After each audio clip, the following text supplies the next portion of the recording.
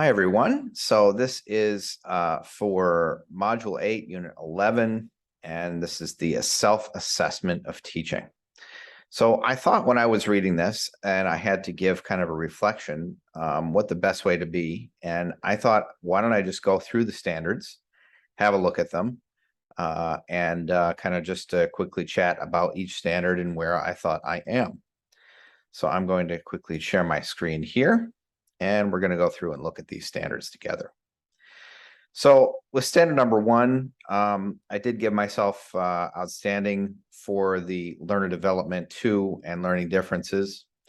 Learner development 1, yeah, I looked at just some of the specifics of the wording and the difference between outstanding and proficient. I think I still have definitely some growth to make in this area. And in looking at some of the best practices, because I think we have learned a lot in this program, but I think this is going to be one of those things that kind of comes along with experience and comes along with a lot more kind of PD as I go along. But I did give myself outstanding, especially for the positive classroom environment. I think that I excel at that in my room. So here we go. Standard number 2, learning differences. Gosh, this one is so hard to demonstrate because, you've just got so much going on in the classroom, so many different things to keep in the back of your head. And this is one of those that sometimes tends to slip. So I am going to give myself a proficient for that one. And then an outstanding for, it was just the one standard for standard 2. Standard 3, learning environments. Yes, I said that was outstanding, as well as this one. And I think that I have no issue with using technology, the student technology, the teacher one, the classroom stuff, all the different apps and websites. Being a tech teacher, I should be good at that, right? Learning environments 3. I think especially maybe I'm just biased against myself because of my current grade 4 class. I think I still have some work to do in classroom management there, but it's just a particularly difficult class. So I am going to give myself proficient on that, because I do need, I think, to maybe increase my toolbox with classroom management and kind of redo some of that training and reading that I've done on a responsive classroom at the beginning of the year. So that one is a proficient. Content knowledge, I have put this as proficient, really because, yeah, the academic language part scared me off a little bit away from the outstanding, because I'm a tech guy who moved into education. I'm not an educator to begin with. And as much as this program has taught me a lot, it's not the same as getting a 4-year BA in teaching. And so I think, there is still some of that, buzzwords and latest tech or latest best practices that I definitely can do better on reading up on. Similar to, but content knowledge too, I think that, recognizing student misconceptions and redesigning kind of on the fly. I think that I was happy with how that went, as well as, again, the technology tools and resources. I think I'm all over that. Standard 5, being the application of content. I gave myself an outstanding. Again, this one looking at the varied disciplines and multiple forms of technology. And then proficient for this one, looking at, I am at an international school, and we do have a very, multi-culti kind of environment.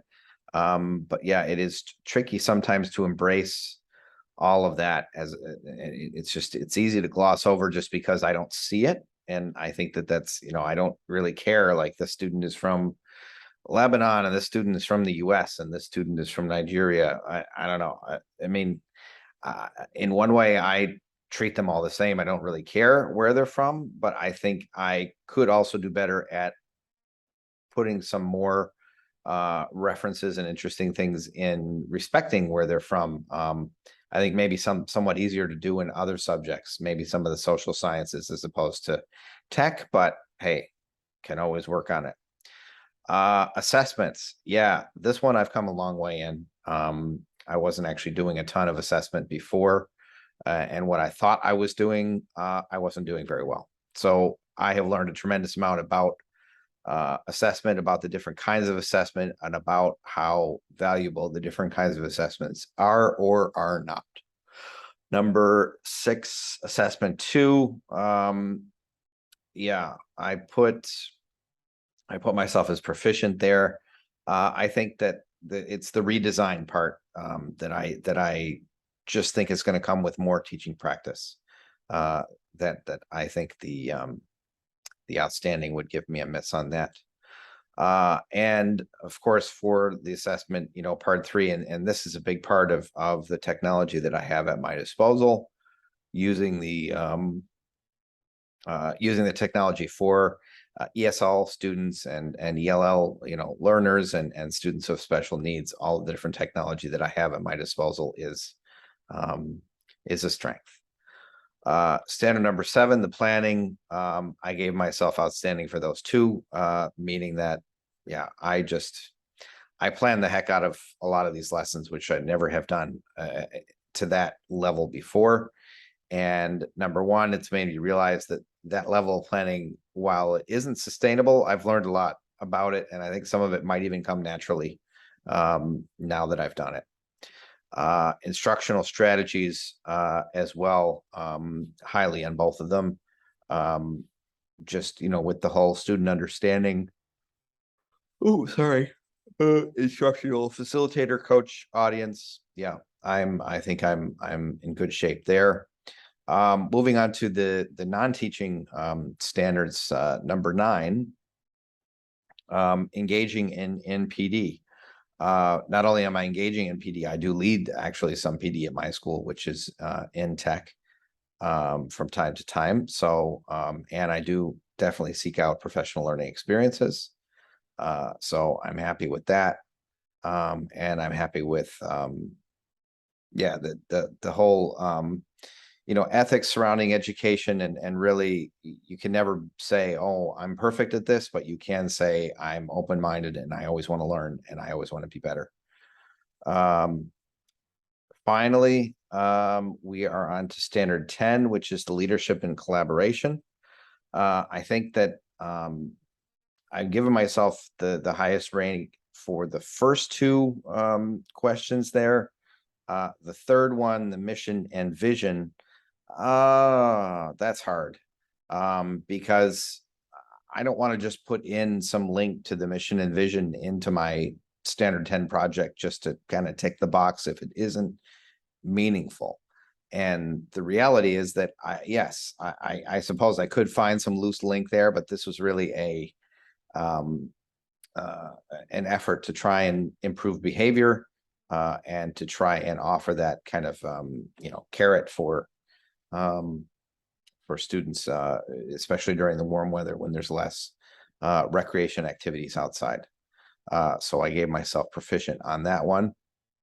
I also did not involve community. I think, Chanan, you'd realize that we actually, as an international school, don't have a ton to do with the local community. If community means students, teachers, parents, then by all means. But if community means other people who don't have anything to do with the school that live nearby, there really is not so much opportunity for that here in the UAE. And then finally, yes, I have completed my verification of clinical practice form. So there we go. That's my little assessment. And thank you very much for watching.